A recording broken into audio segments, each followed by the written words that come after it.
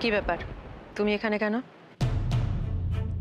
আসলে আমিও তো একটা মেয়ে, তাই আপনাকে এইভাবে অপমানিত হতে দেখে আমার সত্যি খুব খারাপ লেগেছে।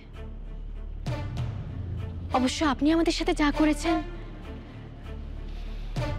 তারপর আপনার অসম্মান নিয়ে আমাদের ভাবাই উচিত না। তাহলে এত কষ্ট করছো কেন? আমি ভাবতে পারিনি আপনার এই পরিণতি হবে। তুমি কি আমার কাটা খায় নুনে ছেটে দিতে এসেছো? আর তো মাত্র একটা রাতের ব্যাপার ম্যাডাম জি, তারপর আপনি আপনার পথে, আমরা আমাদের, আর এসব করে কি লাভ? একটা কথা বলবো আপনাকে। কি? আমাদের এই সমস্ত প্রপার্টি আপনি পান, মিস্টার গুপ্তা পান, আমাদের কাছে একই ব্যাপার, কোনোটাতেই আমাদের কোনো লাভ নেই। মানে কি বলতে চাইছো তুমি? তবু যদি আপনি পান তাহলে খুব সামান্য হলেও আমার একটু ভালো লাগা থাকবে। আমি প্রপার্টি পেলে তোমার ভালো লাগবে কেন? কারণটা খুব অদ্ভুত ম্যাডাম জি, বললেও হয়তো আপনি বিশ্বাস করতে পারবেন না। তাও শুনি। কারণটা এটাই যে আপনাকে আমার মা মিসেস ইন্দিরা চৌধুরীর মতো দেখতে।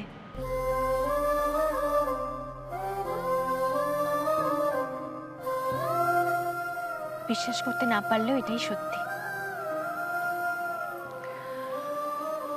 কিন্তু এখন মনে হয় অনেকটা দেরি হয়ে গেছে। না, সময় আছে এখন। মানে? আপনার জন্য আমার কাছে একটা প্রস্তাব আছে।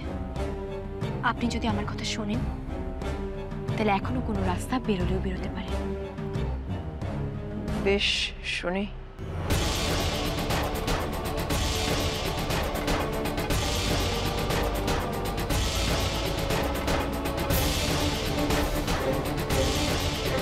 আশা করি আপনার আর কোনো প্রশ্ন নেই।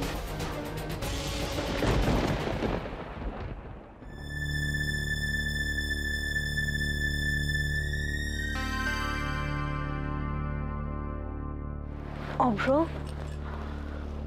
কি হয়েছে? ঘুম আসছে না?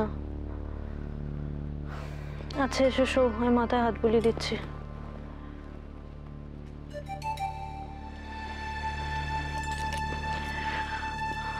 অভ্র, আমি তোমার মেন্টাল কন্ডিশন বুঝতে পারছি।